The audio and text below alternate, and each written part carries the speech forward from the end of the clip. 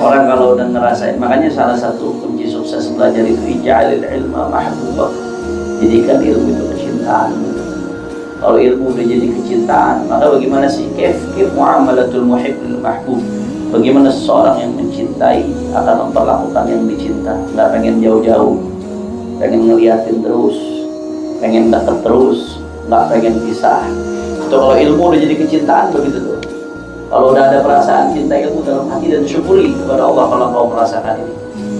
Pengen buru-buru kapan lagi nih ngaji lagi nih, kapan lagi nih dengar keterangan lagi dari guru nih. Kalau begitu nggak ada, ya Allah, nggak ada lagi berhalangan nih hari, nyesel hati. Karena kenapa? Karena nggak ketemu kekasih. Apa kekasihnya? Ilmu. Tapi kalau orang yang udah nggak ada perasaan cinta sama ilmu, begitu guru kagak hadir, alhamdulillah. Emang ada foto tuh kalau ngajar gak berapi-rapi, lama banget. Alhamdulillah dah ketemu masuk di hari, alhamdulillah dah. Nggak ada rasa cinta sama ilmu, nggak ada rasa cinta nggak begitu. Tapi mau dekat terus. Makanya ulama-ulama dulu cepat pencapaiannya. Kenapa? Salah satunya mereka menuntut ilmu bukan karena terpaksa, bukan karena dorongan ini dorongan itu, tapi karena cinta sama ilmu, perasaan cinta sama ilmu. Shallallahu alaihi wasallam. Assalamualaikum warahmatullahi wabarakatuh. Alhamdulillah wassalatu wassalamu ala Rasulillah Sayyidina Muhammad ibn Abdullah wa ala alihi wa sahbihi wa man walah. Subhanaka la ilma lana illa ma 'allamtana innaka antal alimul hakim. Rabbi shrah li sadri wa yassir li amri wa hlul 'uqdatam min lisani wa saddid lisani wa hadi qalbi bi haqqin nabiy sallallahu alaihi wasallam wa alihi wa sahbihi amma ba'd. Sama-sama kita hormati dan kita muliakan para asatid, para alim ulama, para tuan-tuan guru, hadirin, hadirat, jamaah pengajian Miftahul Abidin yang hadir pada kesempatan kali ini. Mudah-mudahan perkumpulan kita menjadi penyebab turunnya rahmah dan barakah. Sebelum kita bacakan Fatihah dulu untuk sahibul kitab Sayyid Syekh Al-Qutbus Samadani Syekh Abdul Wahhab Sya'rani wa usulihi wa furu'ihim wa jami'i sadatina as-sufiyyah, khususan man dzukira asma'ahum fi hadzal kitab. أن الله يتغشاهم بالرحمة والمغفرة ويدخلهم الجنة برحمته. وإلى حضرة النبي محمد صلى الله عليه وسلم سر الفاتحة. بسم الله الرحمن الرحيم. الحمد لله رب العالمين الرحمن الرحيم إياك نعبد وإياك نستعين صراط المستقيم صراط الذين أنعمت عليهم غير المغضوب عليهم ولا الضالين. قال المصنف رحمه الله تعالى ونفعنا به وبعلومه في الدارين آمين. ومن أخلاقهم رضي الله عنهم كثرة تفويضهم إلى الله تعالى في أمر أنفسهم وأولادهم وأصحابهم، فلا يكون معولهم في أمر هدايتهم إلا عليه عز وجل، ولا يطلبون شيئا قط بأنفسهم وهم غائبون عن الاستناد إلى الله تعالى. وقد كان ولدي عبد الرحمن ليست له داعية إلى طلب العلم، وكنت في حصر عظيم من جهته، فألهمني الحق سبحانه وتعالى أن أفوض أمره إليه، ففعلت فأصبح من تلك الليلة يطالع في العلم بنفسه من غير أمري له بذلك، وحصلت له حلاوة العلم من تلك الليلة، وصار فهمه يرجح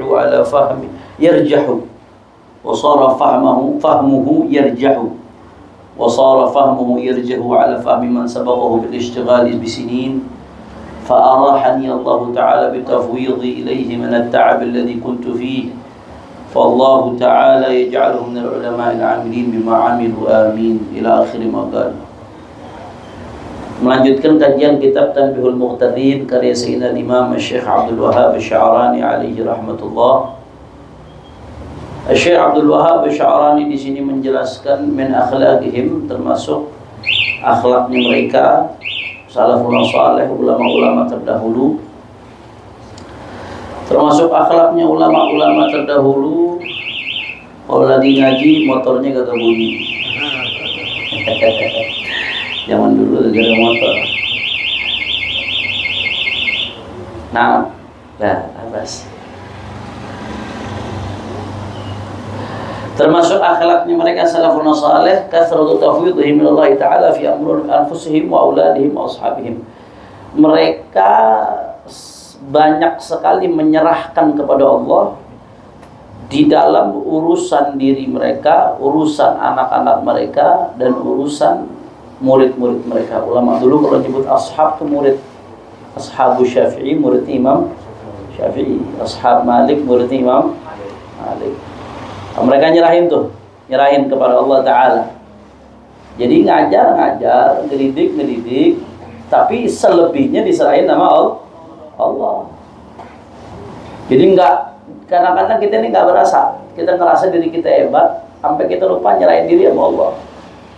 Kadang-kadang penyakit orang pintar jadi guru, ngerasa punya kemampuan dalam menjelaskan, sampai urusan pemahaman muridnya dia ngerasa sepenuhnya kemampuan dia. Padahal yang membuka pintu pemahaman siapa? Allah. Jadi ulama-ulama salaf itu dulu, ya mereka ngajar, ngedidik, tapi sisanya diserahkan kepada Allah. Itu pengejawantahan daripada la haula wala quwata illa billah. Nggak ada daya, nggak ada upaya kecuali dari Allah. Ada kecoa. Ya insyaallah. Yang penting jangan masuk ke sarung aja.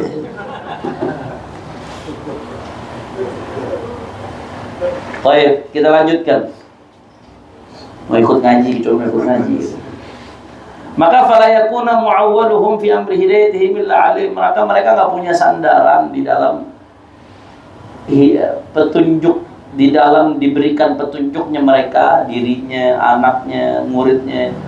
Mereka enggak punya sandaran kecuali Allah Subhanahu wa ta'ala. Itu tadi yang saya katakan. Jadi bukan berarti juga sepenuhnya nggak ngajarin, udah deh anak-anak serahin aja ke Allah, wala dididik, wala diajarin, wala apa, nggak begitu juga. Tetap konsepnya igil wa tawakkal Allah. Kalau punya onta, ikat dulu ontanya, baru sisanya tawakal. Nah, begitu juga ini nih, anaknya diajarin, dididik, kasih contoh yang baik. Tapi itu nggak dijadikan sandaran sepenuhnya, tetap sandaran mereka Allah Subhanahu wa ta'ala. Wala yatlubuna syai'an qattu bi anfusihim hum ghaibuna 'anil istinadi ila Allah. Mereka enggak mencari, la yatlubun, enggak mencari syai'an, sesuatu apapun, bi anfusihim, mengandalkan kekuatan diri mereka, ba'ul isti'anah, mengandalkan kekuatan diri mereka sendiri, enggak. Wa hum ghaibuna 'anil istinadi 'ala Allah, sedangkan mereka lenyap dari menyandarkan diri kepada Allah Subhanahu wa ta'ala. Jadi enggak ada. Ulama salaf dulu semuanya apapun yang mereka lakukan tetap pada akhirnya diserahkan kepada Allah Subhanahu wa ta'ala. Beliau ngasih cerita nih. Ceritanya menariknya, Syekh Abdul Wahab Sya'rani cerita tentang akhlak ulama dulu, tapi ceritanya tentang dirinya sendiri.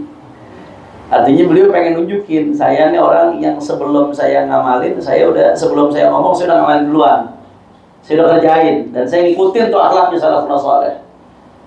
Diceritain faqad kana waladi Abdurrahman, anakku Abdurrahman, kata dia, laisat lahu da'iyah ila talabil ilm, enggak punya da'iyah motivasi, da'iyah itu motivasi ila talabil ilm, untuk menuntut ilmu, enggak ada dorongan, enggak ada semangatnya, padahal anaknya ulama besar.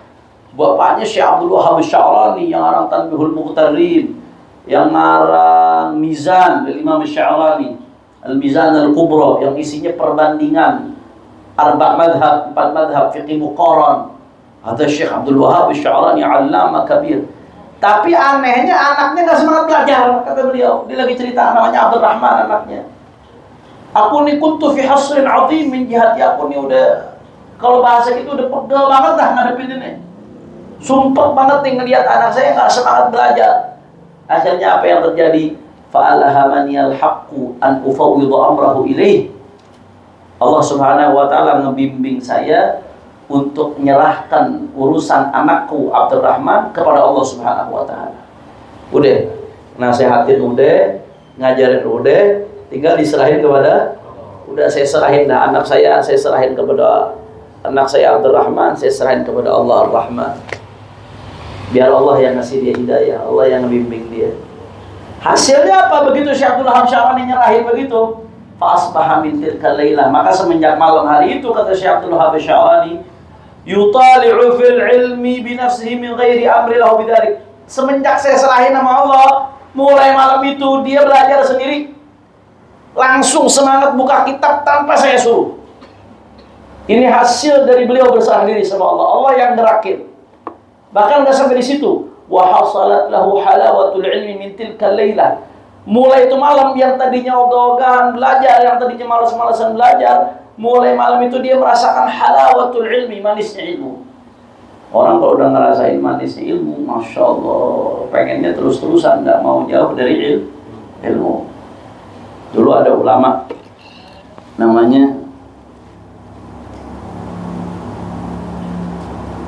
At-Tilmisani, ulama madhab Hanafi. At-Tilmisani seorang ulama madhab Hanafi. Dia yang ngarang Takhrijul Furu' al-Usul.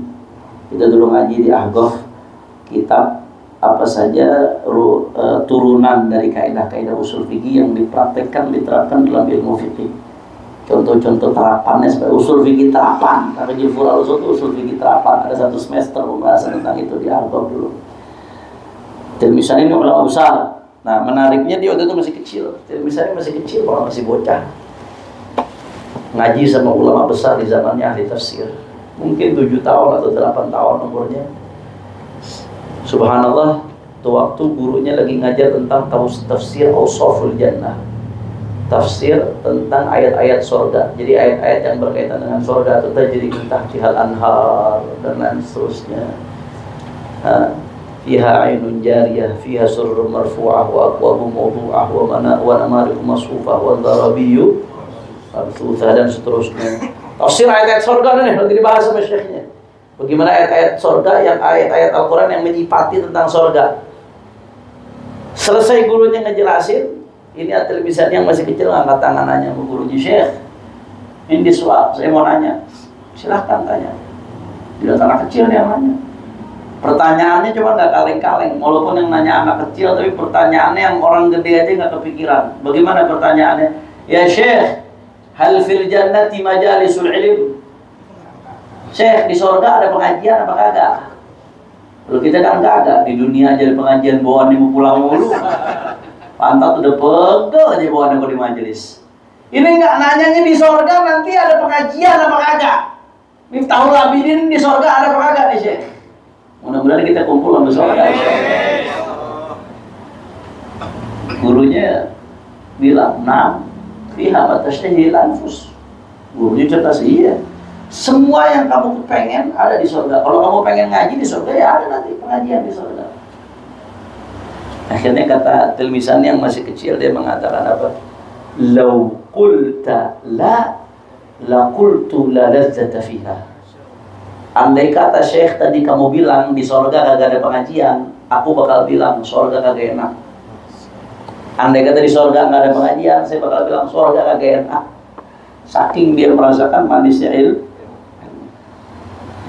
Dari sinilah, dari perasaan tentang manisnya ilmu, itu lahir semangat. Akhirnya nggak mau jauh dari ilmu. Saya dengar guru-guru saya itu ada Syekh Dr. Abdul Rahman As-Saggaf, hafizahullah, Allah kasih panjang umur sehat walafiat. Yang sekarang jadi mufti Sewun, gemuk orangnya. Saya ngajar di Petamburan, kitab Qawaidul Fiqhiyah itu saya ngajar pakai kitabnya beliau, alim allama, jadi mufti Sewun. Saya dekat banget sama beliau. Itu kalau udah ngajar, saking cintanya sama ilmu. Jadi ini kalau lagi pertengahan ngajar ada masalah apa nih misalkan, saya ngaji Minhajul Talibin dulu sama beliau, ngaji fikih, Imam An-Nawawi, dan ngaji Qawaid Fiqh juga ke beliau, dan beberapa kitab lainnya. Itu kalau lagi pas ngajar terus ketemu masalah, tahu-tahu nyari jawabannya di kitab, ketemu jawabannya di kitab. Allah, itu kayak ketemu emas, girangnya kayak ketemu emas. Allah, ya salam, ya salam. Sampai teriak-teriak tuh di kelas tuh. Ketemu ibarat kitab, ketemu jawaban dari kitab, gara-gara satu masalah yang ditanyain. Ketemu jawaban dari kitab, itu girangnya kayak ketemu emas. Allah, ya salam, sampai teriak-teriakan.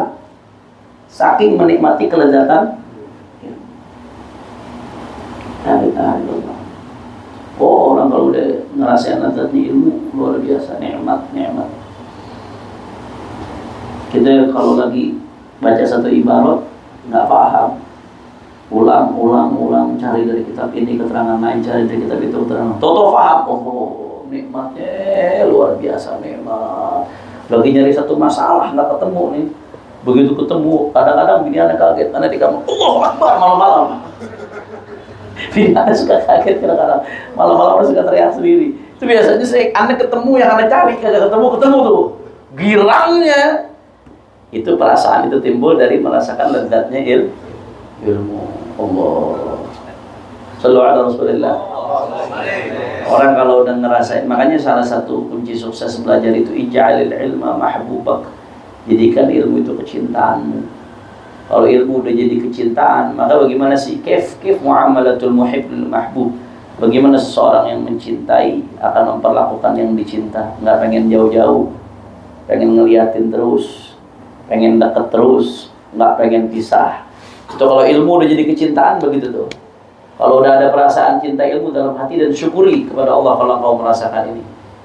Pengen buru-buru kapan lagi nih ngaji lagi nih, kapan lagi nih dengar keterangan lagi dari guru nih. Kalau begitu nggak ada, ya Allah, nggak ada lagi berhalangan nih hari, nyesel hati.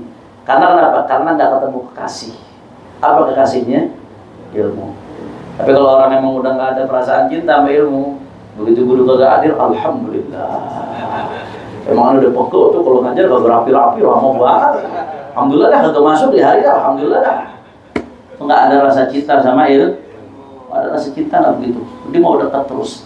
Makanya ulama-ulama dulu cepat pencapaiannya. Kenapa? Salah satunya mereka menuntut ilmu bukan karena terpaksa, bukan karena dorongan ini dorongan itu, tapi karena cinta sama ilmu, perasaan cinta sama ilmu. Sallallahu alaihi Rasulullah.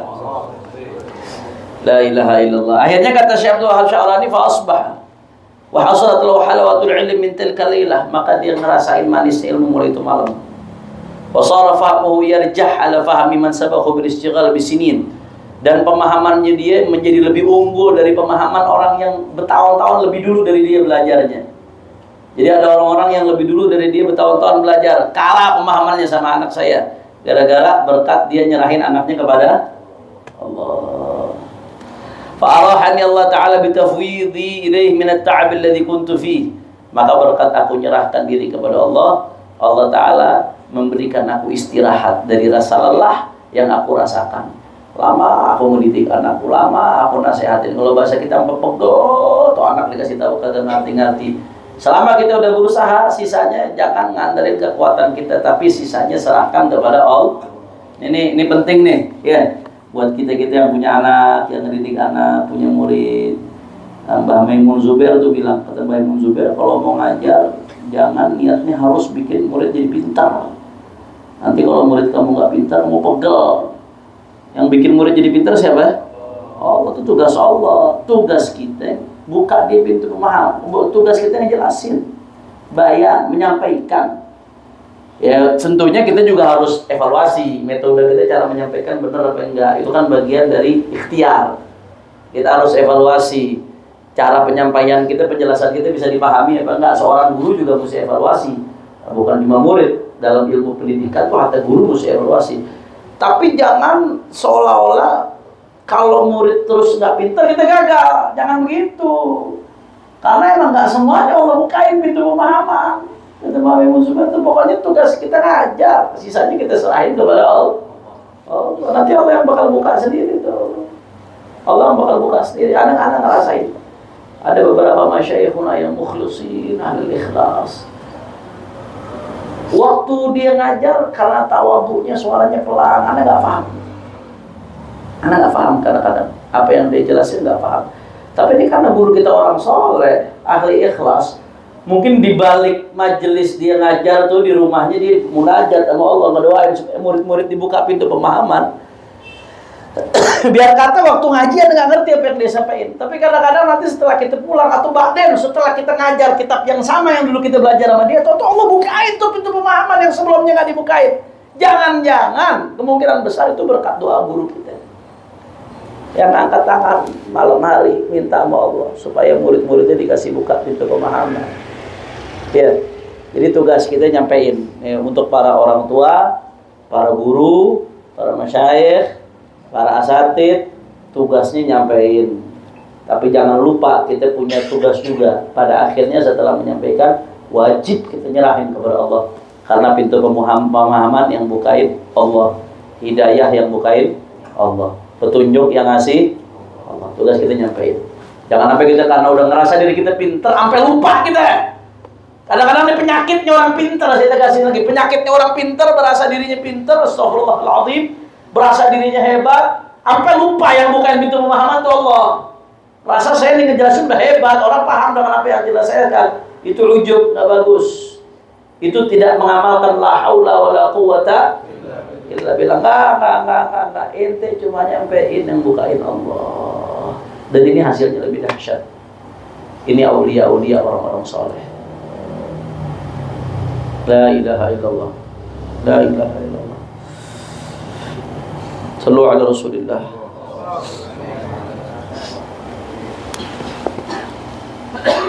Dan ini yang banyak terjadi pada anaknya aulia dan solehin, anaknya ulama-ulama, anaknya orang-orang soleh. Ini yang banyak terjadi.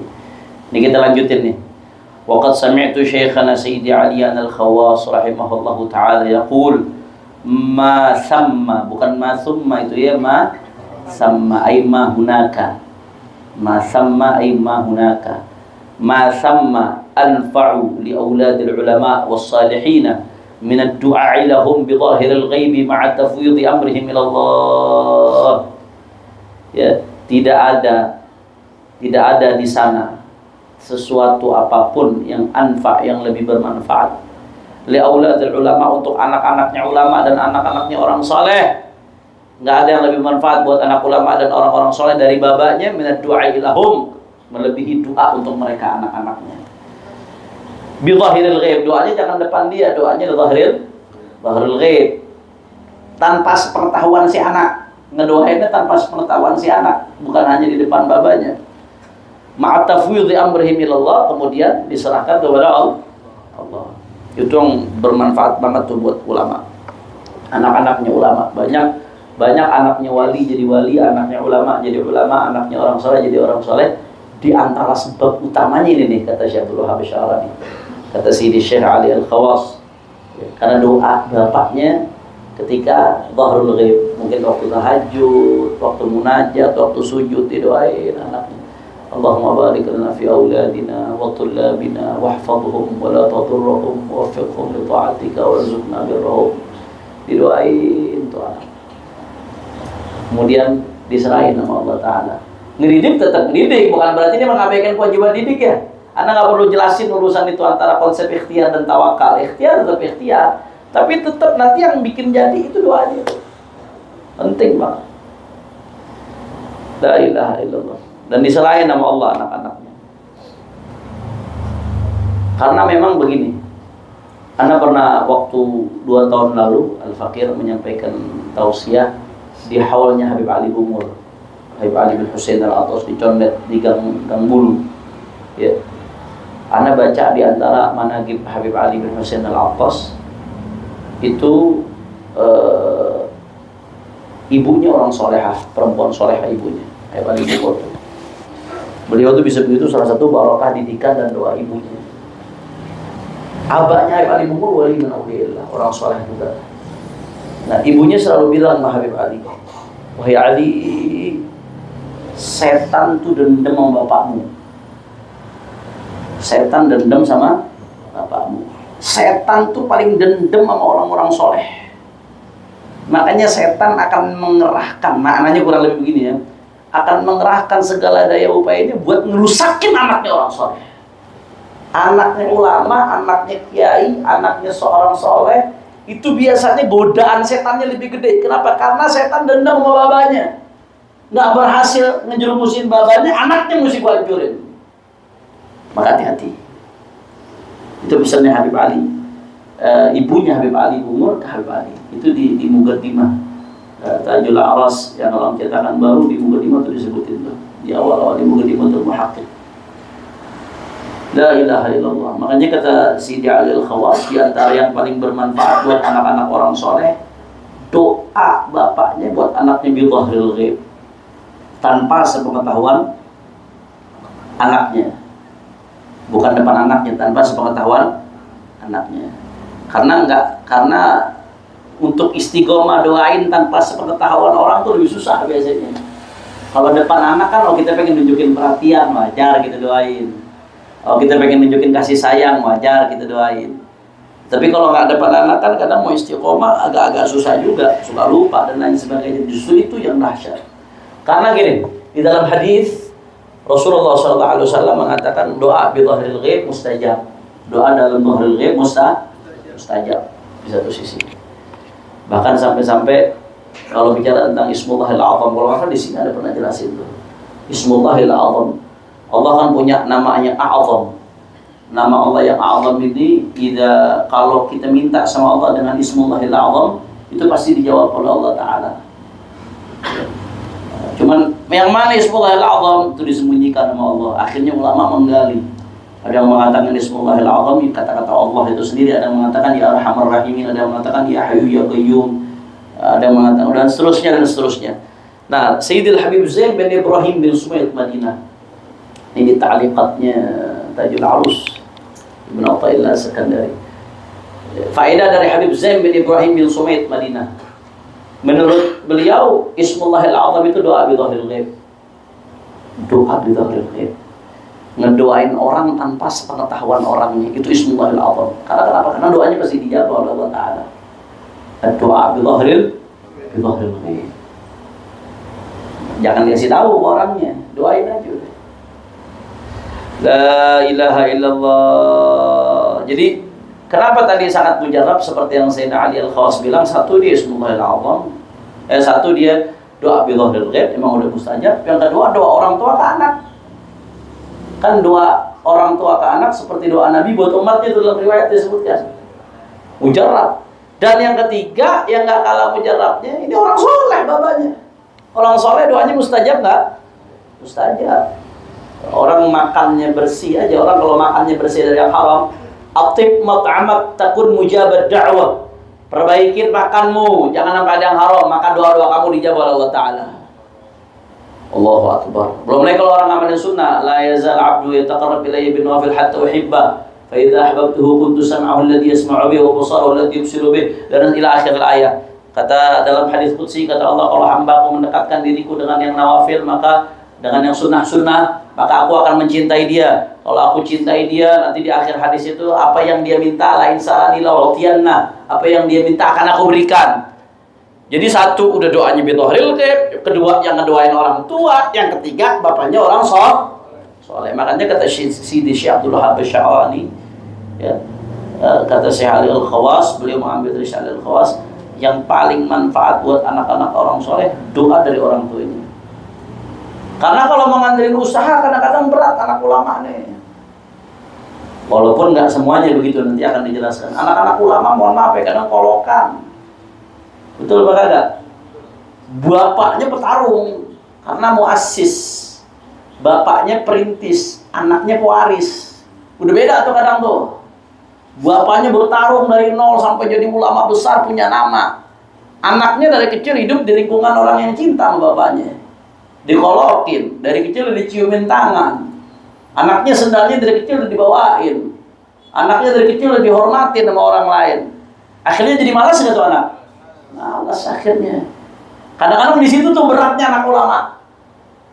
Itu yang bikin dia beda sama bapaknya kadang-kadang. Bapaknya perintis, dianya pewaris. Kalau mau ngandelin usahanya, waduh, berat kayaknya. Ngelihat kondisinya yang seperti itu. Maka yang paling manfaat buat anak-anak ulama adalah doa bapaknya buat dia. Itu yang luar biasa. Karena keberkahannya orang soleh itu beberapa keturunan. La ilaha illallah, sallu ala Rasulillah. Nih, dilanjutin sama beliau, wadzalika li'anna ahadahum yatarabba fid dalal ala walidihi ma'a musa'adati ummihi in kanat wa yaktafi bi ta'dhibin nasi lahu bi hukmi tabi'i li abi. Ya, saya terjemahin secara global aja. Karena anaknya orang ulama, anaknya orang terkenal, biasanya tumbuh dalam keadaan manja ke bapaknya. terus dibantuin sama ibunya habis itu. Dan nggak sampai di situ, wa yaktafi bi ta'dhibin nas lahu bi hukmi tabi'i abi. Dia udah ngerasa cukup, orang udah ngormatin gue, ngapain gue mati-matian belajar lagi. Itu penyakitnya anak orang yang dihormatin tuh, penyakitnya. Bapak gue kan presiden, gue bisa dong jadi wakil presiden. Tawanya terlambat ini. Dia ngerasa udah cukup dengan usaha bapaknya. Dia udah cukup, Anda udah cukup dihormatin, ngapain capek-capek nyari penghormatan lagi. Maka akhirnya fala yasira indahu da'iyatun liktisabil fadail ghaliban. Akhirnya dia nggak ada motivasi yang cukup untuk mencari kemuliaan karena ngerasa dirinya udah mulia. Itu penyakitnya anak orang besar. La ilaha illallah. Wa yaqul fi nafsihi, dan akhirnya dalam dirinya itu anak akan mengatakan alladzi kuntu at'ab fi tahsilihi min al-jabil ishtighal bil ilm wal riyadhah qad hasala li biwasitati walidi bi khilaf auladil awam bi walidi, koma di situ tuh, koma. Ya, atau titik di situ. Innal ladzi kuntu at'abu fi tahsilihi min al-jabil ishtighal bil ilm wal riyadhah qad hasala li biwasitati walidi. Titik apa di situ. Itu perkataannya. Dan di dalam hatinya bakal ngomong, apa yang aneh perjuangkan capek-capek dengan belajar, dengan mujahadah riyadhah, itu udah aneh dapatkan melalui bapak aneh, mau ngapain aneh capek-capek lagi. Itu penyakitnya, saya katakan penyakitnya kadang-kadang anak orang besar gitu tuh. Na'udzubillah. Mudah-mudahan kita diselamatin sama Allah Ta'ala. Mudah-mudahan keturunan kita Allah jadikan orang-orang saleh. Nah, beda halnya bi khilaf auladil awam khususan al-fallahin. Beda halnya anaknya orang awam, khususnya anak-anak petani, anak-anak nelayan, anak-anak orang yang dianggap rakyat kecil.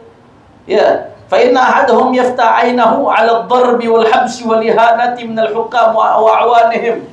Anak-anak yang model begitu, anaknya orang kecil, begitu bangun tidur, ya buka mata melek, ngelihat udah dipukul, dikurung, dihinain sama penguasa, sama pejabat-pejabat. Udah ngerasain perlakuan yang nggak enak. Wa ya'khuduna minhumul kharaj bil ihanati syadidah. Mereka ngerasain diambil al-kharaj, pajak, dengan cara yang dihinakan.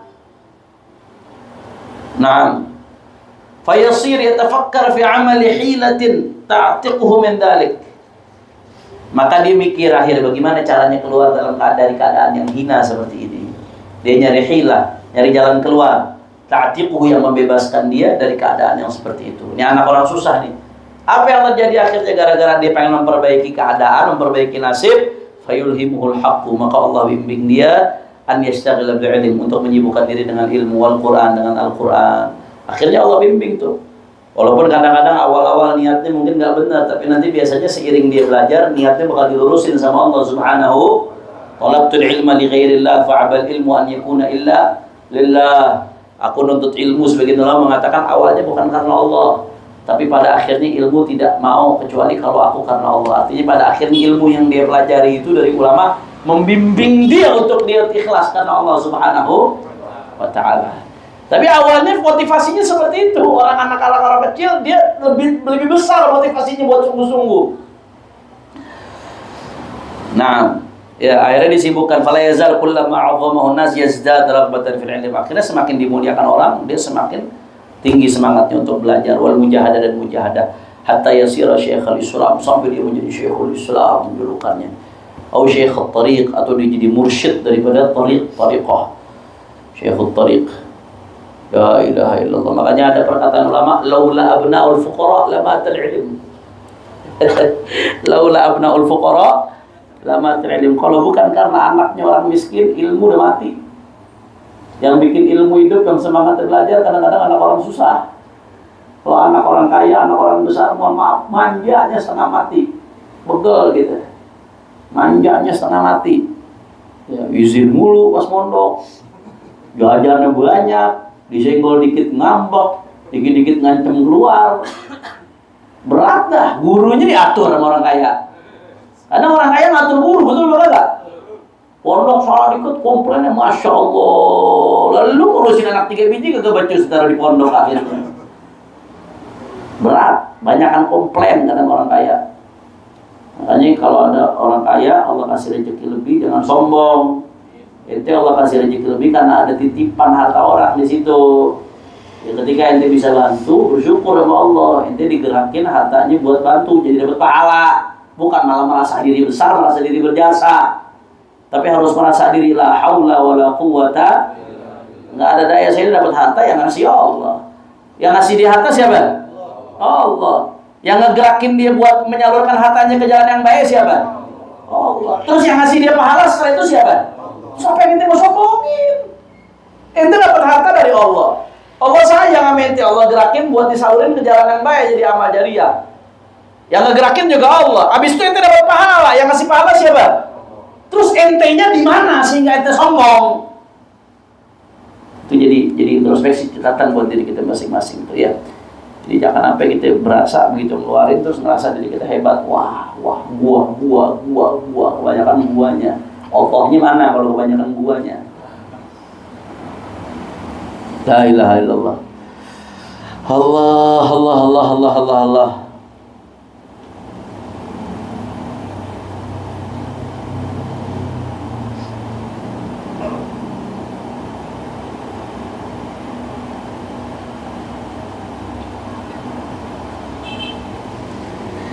Sallu ala Rasulillah.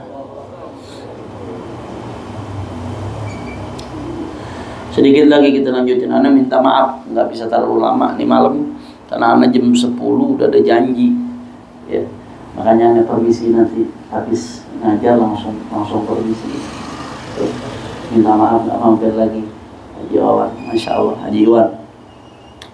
Qultu wa qad khulifat hadhil qa'idah fi ba'd auladil ulama was salihin ka auladi Syekh Taqiyuddin As-Subki wa auladi Syekh Sirajuddin Al-Bulqini faja auladuhum fi ghayatil kamal. Allah.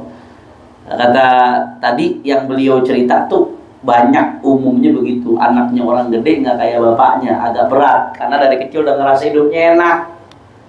Jadi nggak mau bersusah payah, nggak mau berusaha keras. Itu penyakit. Tapi kata beliau ada yang sebaliknya. Ada yang sebaliknya, beda, nggak begitu. Auladnya anak-anaknya orang-orang soleh. Ada yang sebaliknya. Anaknya orang soleh malah semangat belajarnya lebih dahsyat dari anak orang biasa. Ada nggak yang begitu? Ada. Banyak. Alhamdulillah Rabbil Alamin. Jadi Syekh Abdul Wahab Syarani ini objektif. Anak orang besar yang malas-malasan banyak karena ngerasa bahwa udah mulia. Akhirnya jadinya nggak matang. Makanya kita dianjurin nih. Ini ada bagus nih keterangan dari Al-Imam Al-Haddad alaihi ridwanullah. Ya.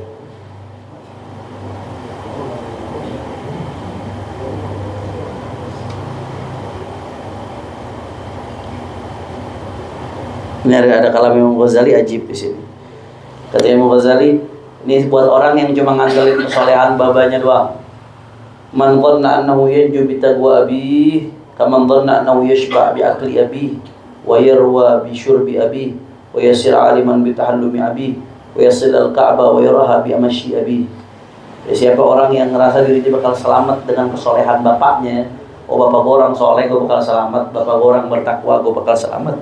Kata Imam Ghazali, orang yang begitu tuh nyangka dirinya bakal selamat dengan kesolehan bapaknya, maka dia ibarat orang yang nyangka dirinya bakal kenyang kalau bapaknya makan. Lu gak usah makan, nontonin aja. Dirinya bakal hilang dahaga kalau bapaknya minum. Dirinya bakal pinter kalau bapaknya yang belajar. Dirinya bakal sampai ke Ka'bah kalau bapaknya yang jalan kaki. Cukup di rumah aja. Bodoh gak seperti itu? Bodoh. Emang gara-gara bapaknya makan ente jadi pintar, jadi kenyang. Gara-gara bapak ente minum ente jadi hilang dahaga.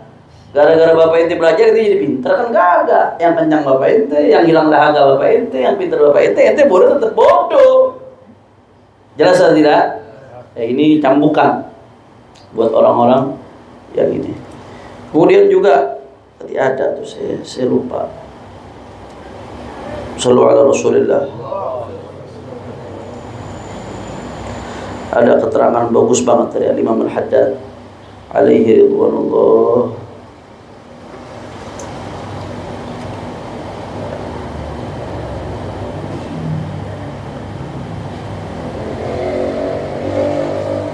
Ini nih, biar supaya nggak jadi penyakit, Kata Imam Haddad.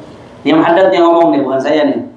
Kata Imam Haddad, la yanbaghi li ahadin. Kita kan sepakat tadi, penyakitnya anak orang besar, dia udah ngerasa dirinya cukup karena kebesaran ayahnya. Akhirnya dia nggak berusaha untuk bisa mengikuti jejak orang tuanya. Itu penyakit tuh. Nah kata Imam Al-Haddad, ya Allah, ya Allah, la yanbaghi li ahadin mimman yu'awwal alaihi an yu'azzim wala an yuthmi 'ala al-jahil wa in kana mimman lahu nasabun syarif wa salafun salih.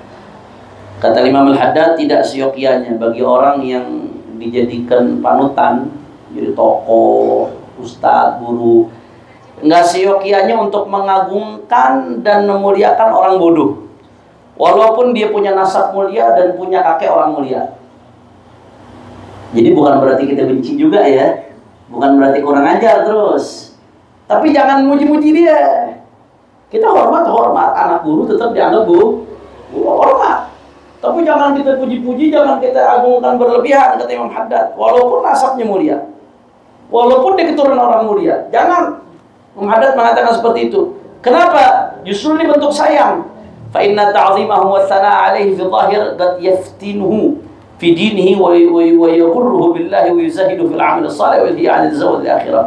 Karena kalau kita muliakan dalam keadaan dia masih bodoh, dalam keadaan dia nggak punya ilmu, dalam keadaan dia masih malas-malasan, kalau kita muliakan secara zahir, itu menjadi fitnah buat dia. Akhirnya apa yang terjadi? Dia jadi tertipu, gurur. Akhirnya dia jadi nggak mau beramal soleh, nggak mau belajar, jadi nggak mau mempersiapkan bekal buat akhirat. Maka apa yang terjadi? Wa yakunu alladhi yu'azzimu wa yusni 'alaihi sababun fi fitnatihi wa ghururihi. Orang yang muji dia, yang nyanjung-nyanjung dia, yang menghormati dia berlebihan, justru jadi sebab itu anak jadi rusak. Jadi kalau kita sayang, dorong buat dia belajar, dorong buat dia niru bapaknya, dorong support dia buat betul-betul maksimal. Nah, di dalam meniti jalan daripada orang tuanya. Tapi sekali lagi yang tegaskan, bukan berarti benci, bukan berarti kita kurang ajar. Jangan sampai kita kurang ajar sama anak guru. Biar bagaimana anak guru tetap anak guru. Bagaimanapun guru kita tetap manusia. Anak jadi sakitin, sakit hati berkagak? Sakit hati pasti. Manusia. Ya, hormat, tapi jangan dipuji, jangan dimuliakan berlebihan selama dia masih jahil. Kecuali kalau dia udah berilmu. Karena itu malah merusak dia nanti. Maka akibatnya apa yang terjadi kalau kita muji-muji orang yang nasabnya mulia tapi nggak berilmu, itu akan merusak dia, menjatuhkan dia. Akhirnya nanti datang-datangnya malah marah sama kita. Ketika menghadap yang ngomong nih. Karena kita jadi sebab orang itu kejeblos dalam lubang. Na'udzubillah, amin. Nah, tapi sebagian anak orang soleh nggak begitu. Kata Syekh Abdul Wahab Sya'rani, la ilaha illallah.